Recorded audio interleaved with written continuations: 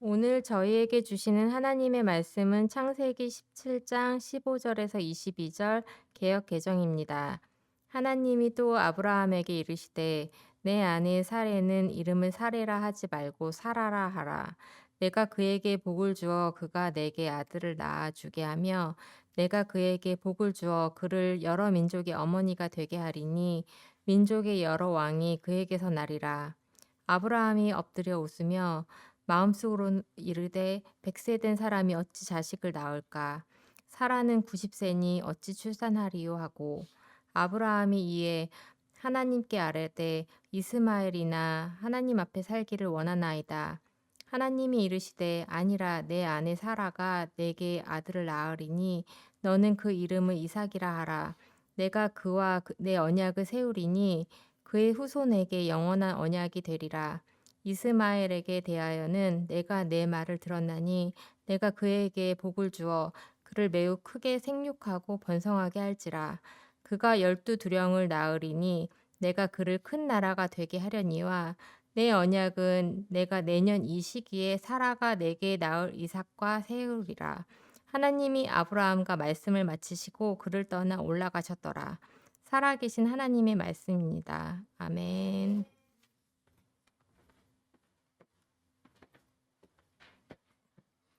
예, 이유가 다 있으신 하나님이란 제목으로 은혜를 나누겠습니다. 지난주 하나님은 아브라함의 이름을 아브람에서 아브라함으로 바꿔주시면서 열국의 아버지가 되게 하겠다 하셨습니다. 그리고 할례를 통해서 하나님이 언약을 맺으시고 그 언약의 징표로서 하나님이 그들과 계약을 맺으시고 그들은 아무 말 없이 순종했습니다. 오늘 본문은 하나님이 아브라함의 이름을 바꿔주셨듯이 그의 아내 사레의 이름을 사라로 바꿔주셨습니다. 분명히 하나님은 24년 전에 아브라함에게 내 씨에서 상속자가 나올 것이다 분명히 말씀하셨어요. 그런데 24년 전에 말씀하셨는데 5년 6년 지나도 그 일이 이루어지지 않았기 때문에 아브라함과 사레는 자신들이 상의해서 하가를 통해서 이스마엘을 낳게 됐습니다.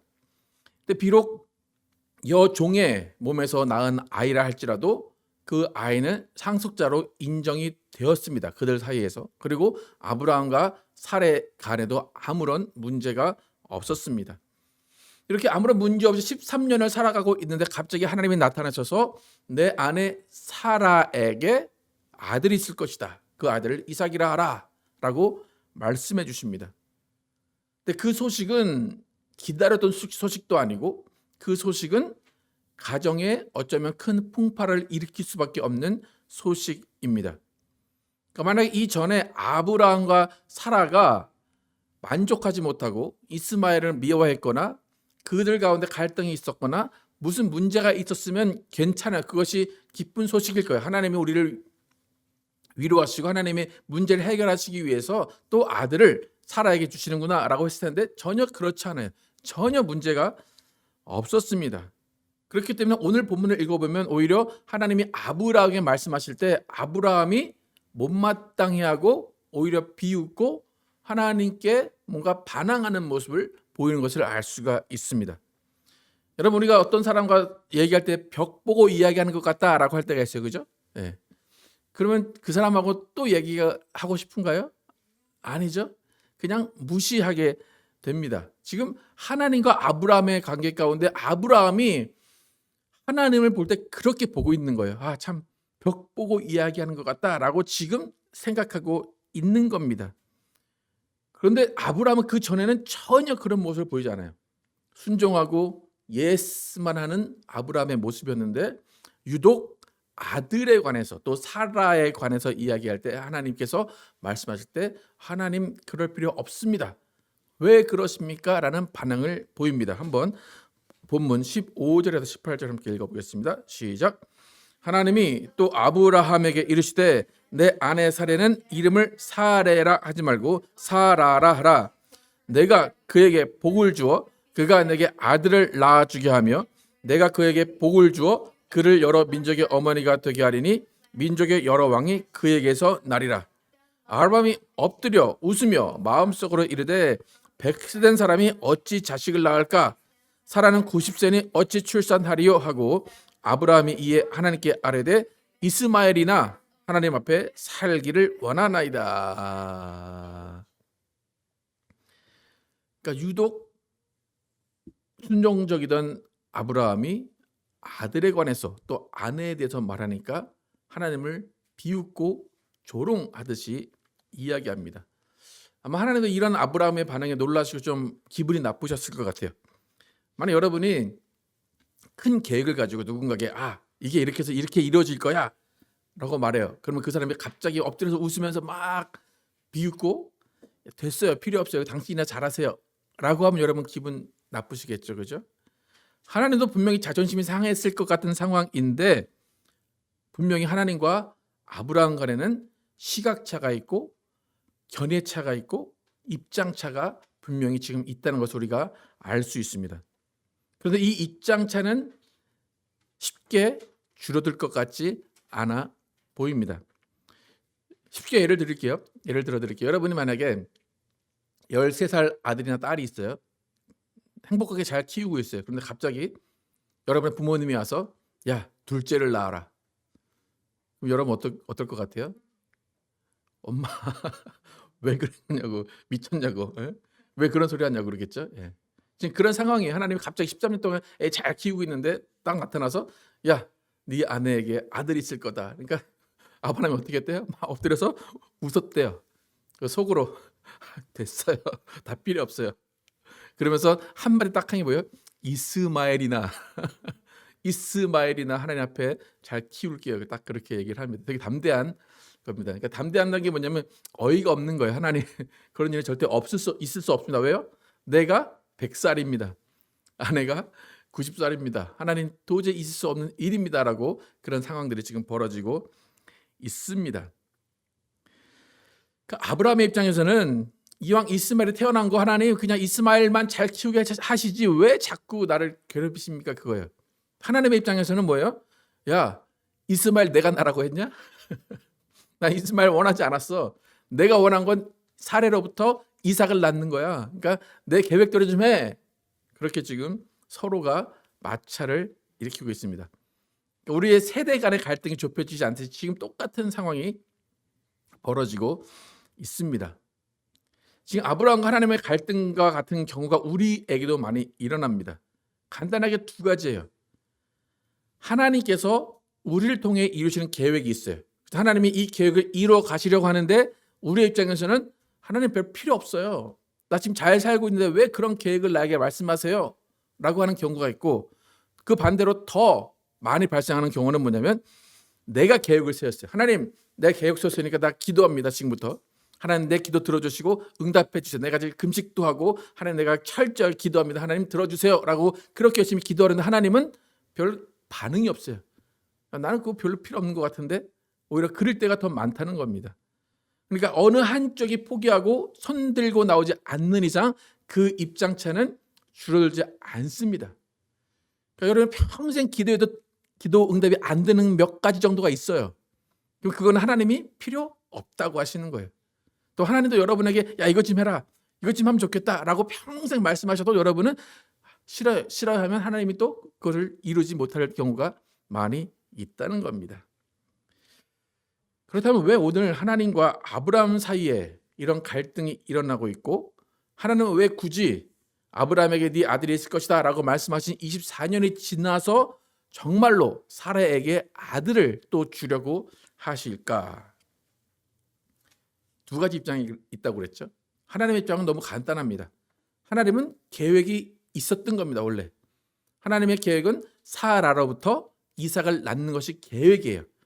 영원 전부터 또 24년 전에 알려준 대로 사라에게서 이삭이 나는 것이 하나님의 계획입니다.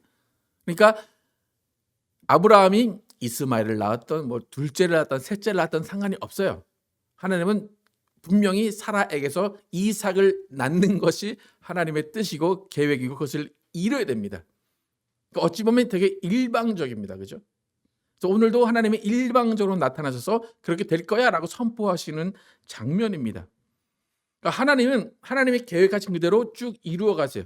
하나님의 계획표대로 사람이 어떻게 하든지 어떻게 간섭을 하든지 어떻게 방해를 하든지 하나님 그 계획을 이뤄 가시는 분이십니다.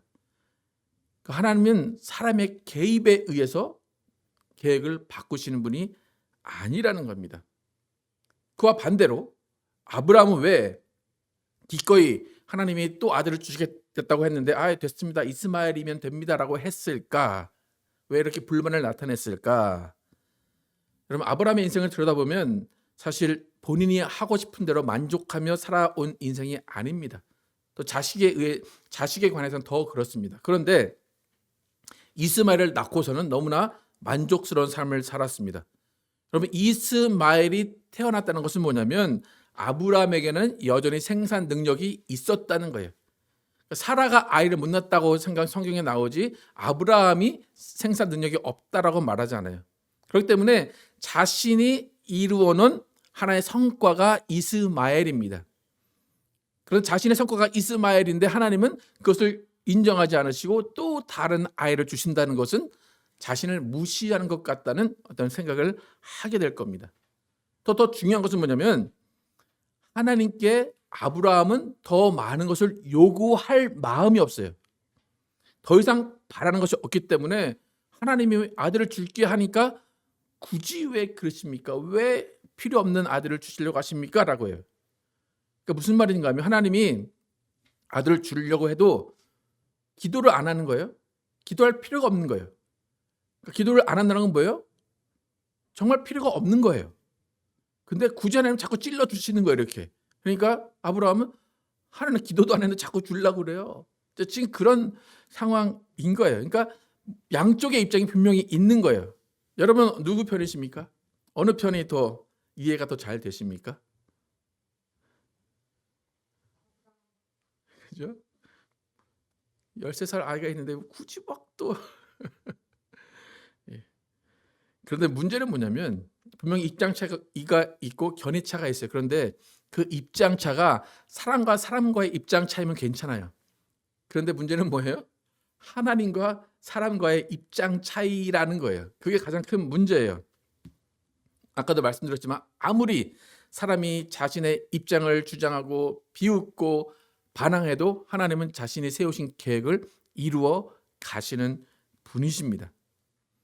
그러니까 아브라함이 필요 없다고 얘기하고 아브라함이 반항한 이유는 뭐냐면 하나님 나도 필요 없고 내 아들 이스마엘 때에도 다른 자식은 필요 없습니다. 하나님 그냥 이대로면 좋습니다.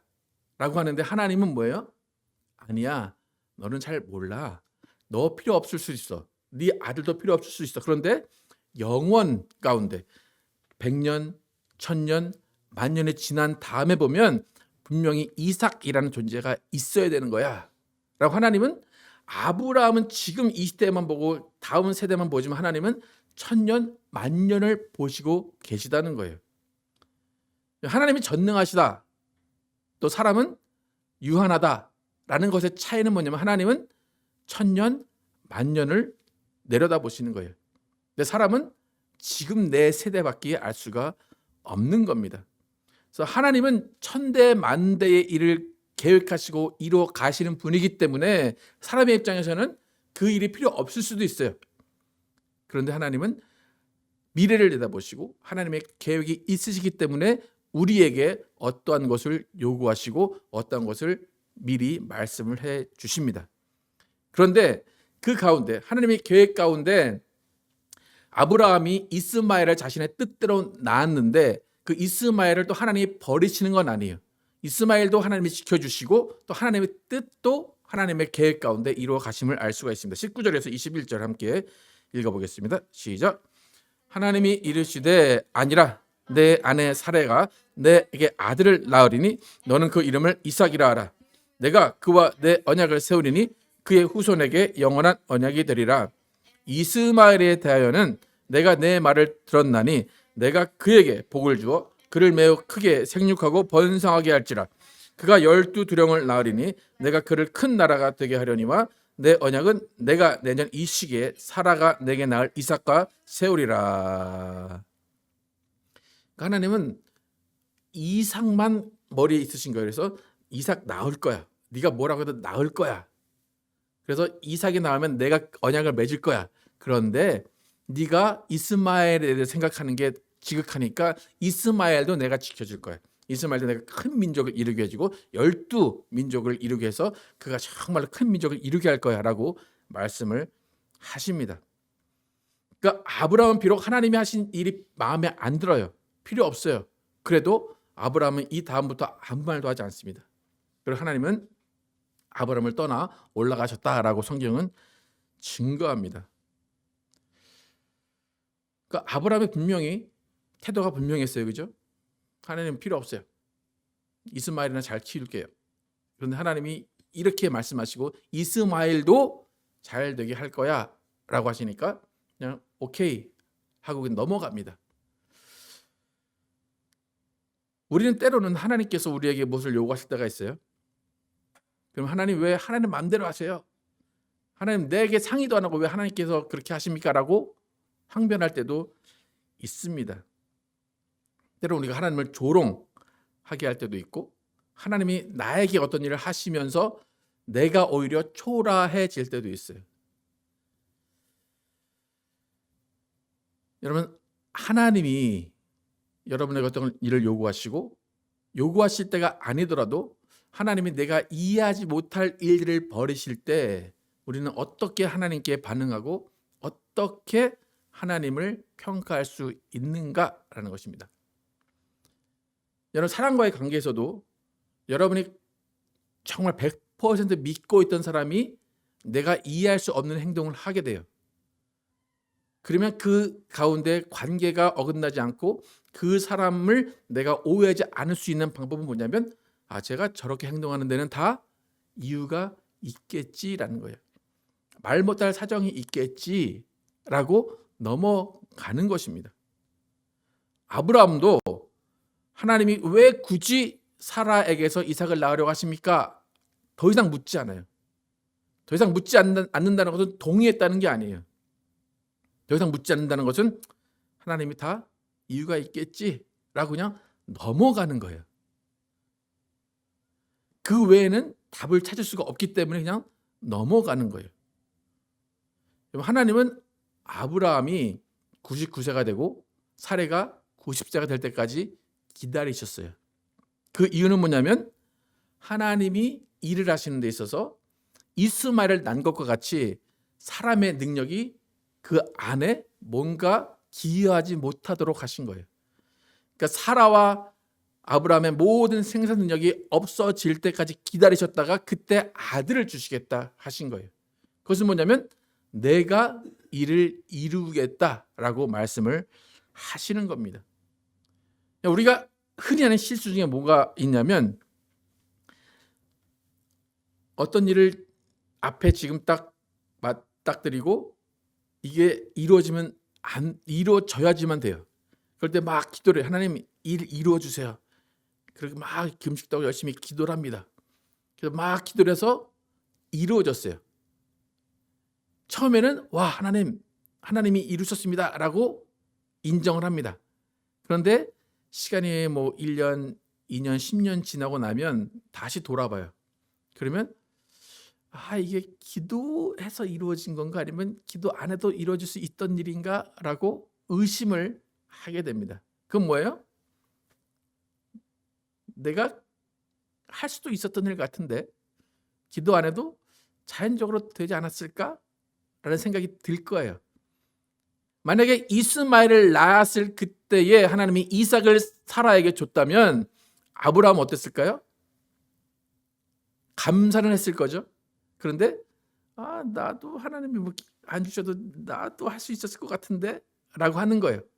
그렇기 때문에 하나님은 24년을 기다리신 겁니다. 여러분 하나님이 일을 하실 때는 하나님이 주도하시는 일을 하시는 거예요. 하나님의 계획대로 이루어 가시는 거예요. 그래서 하나님이 주도하시고 하나님이 일을 만들어 가시는데 일방적으로 하실 때 사람이 할 수 없는 일을 하나님은 이루어 가십니다. 그런데 잘 보시면 사람이 할 수 있는 일이 아닌 거예요. 그 일은 또 뭐냐면 다시 말해서 사람이 이해하지 못하는 일이 많다는 거예요. 하나님이 일을 벌이시는데 사람이 이해하지 못하는 일들을 하십니다. 또 어떤 사건이 벌어졌는데 사람이 이해하지 못하는 사건이 벌어져요. 하나님은 그렇게 일하실 때가 많고 그런 상황들을 많이 맞닥뜨립니다. 그때 하나님이 우리에게 요구하는 것이 뭐냐면 믿음이에요. 그러니까 여러분이 생각하는 믿음과 조금 다를 거예요. 그럼 믿음을 어떻게 생각하십니까? 우린 대부분 믿음을 어떻게 생각하냐면 내가 이 일을 정해놓고 내가 믿음이 있어서 믿음을 가지고 이 일을 하나님께 요구하면 이 일이 이루어질 거야 라고 믿음을 생각해요. 근데 하나님이 원하시는 믿음은 그게 아니에요. 내가 일을 할게. 내가 일하는데 네가 이해를 못하지. 네가 받아들이지 못하지. 그런데 믿어라는 거예요. 그 믿음은 무엇인가 하면 하나님이 다 이유가 있으시겠지. 내가 이해하지 못해도 하나님은 다 이유가 있으시기 때문에 이것을 하시는 일이겠지라는 거예요. 그래서 잘 보면 하나님과 대화하고 하나님과 관계 가운데 하나님이 일하시는 것을 딱 보고 마음에 안 드는데도 불구하고 다 이유가 있으시겠지라고 생각하면 되게 기운이 빠져요. 에휴, 다 이유가 있으시겠지. 신나서 말할 사람은 아무도 없어요. 야, 다 이유가 있으시겠지 막 하면서 아무도 없어요. 무슨 일을 하셨는데 분명한 것은 그 일이 안 이루어지고 있는 것을 우리가 보는 거예요. 대부분 실패한 것을 보는 거예요. 내 뜻대로 안 된 거예요. 근데 그것을 받아들이래요. 하나님이. 그것이 믿음이래요. 근데 그 믿음을 우리가 어떻게 활용을 해야 된다고요? 다 하나님이 이유가 있으시겠지라는 거예요. 그것은 뭐냐면 하나님의 이유가 있으시겠지라는 것을 지금 우리가 이해한다는 거 못하는 거예요. 이해를 못하는 거예요. 1년 지나도 이해를 할 수 있을까 없을까요? 못해요. 10년 지나도 이해할 수 있을까 없을까요?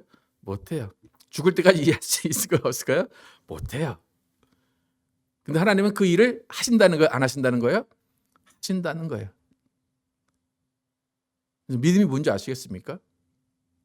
믿음은 뭔가 내가 눈앞에서 이루어진 일을 보는 게 믿음이 아니라는 거예요.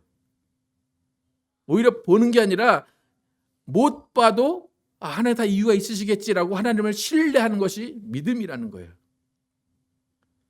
그러니까 아브라함은 지금 이스마엘밖에 못 봐요. 또 이삭까지밖에 못 봐요. 하나님은 어디까지 보세요? 지금까지 보시는 거예요. 또 우리가 죽은 2000년 후까지 보시는 거예요. 그러니까 우리는 도저히 이해할 수가 없는 거예요. 그러니까 하나님이 우리에게 요구하시는 믿음은 무엇인가 하면 하나님이 계획이 다 있으시구나. 하나님이 이유가 있으시구나 라고 그냥 넘어가는 게 믿음이에요. 무슨 말씀인지 아시겠어요? 우리는 확신하는 게 믿음이라고 알고 있는데 그냥 다 이유가 있으시겠지 하고 신뢰하는 게 믿음이라는 것입니다. 그래서 그 안에서 하나님의 일하심을 보며 하나님이 어떻게 하신 것인가를 기대하는 거예요. 그래서 믿음은 나의 뜻을 관철시키는 것이 아니라 하나님의 일이 이루어짐을 소망하고 기대하고 하나님을 전적으로 신뢰하는 겁니다. 그래서 내 삶이 끝나고 나는 흙으로 돌아가도 그 이후로 100년, 1000년, 만년이 지난 가운데 하나님의 계획이 완성될 것이다 라는 것을 믿고 죽는 거예요. 여러분 어떻습니까? 여러분 믿음 가운데 죽고 싶습니까? 아니면 믿음이 다 이루어지는 것을 보고 죽어야 내 눈을 감겠습니까? 어떻습니까, 여러분? 그러니까 우리의 믿음은 끝나는 게 아니에요. 여러분 이 세상 가장 고민이 내가 죽을 때 나의 상황이 어떨까? 나의 자식의 상황이 어떨까? 나의 모든 상황이 어떨까? 그게 가장 힘들잖아요. 그죠? 네. 그렇기 때문에 믿음이 필요한 거예요. 하나님, 내 모든 상황을 아시고 내 모든 상황 가운데 하나님이 다 선하게 이루어질 것을 믿습니다라는 거예요. 그게 믿음인 거예요. 그래서 여러분 혹시 지금 하나님께 실망하고 낙심하고 계시고 하나님이 모든 것들을 다 이렇게 안 해주신다. 하나님이 나를 별로 도와주지 않는다라고 생각하고 계시다면 다 이유가 있으시겠지라고 한마디 하시고 하나님을 믿으시기를 축복합니다. 또 그 가운데 위로와 격려가 하나님에게서 오기를 축복합니다. 하나님이 이스마엘과 그의 자손들을 지금까지 지켜주셨습니다. 지금 우리도 하나님과 관계 가운데 어떠한 갈등이 있을지라도 하나님은 우리와 그의 자손 또 그의 자손 대대로 하나님이 지켜주실 것입니다. 그럴 때 우리 가운데 하나님의 위로와 사랑이 강물같이 흐르게 될 것입니다. 그래서 우리 모두는 하나님의 영원하신 계획을 믿으면서 다 이유가 있으시겠지라는 믿음으로 하나님과 평화롭게 또 온전한 관계를 이루어 가시는 여러분과 제가 되길 예수의 이름으로 축복합니다.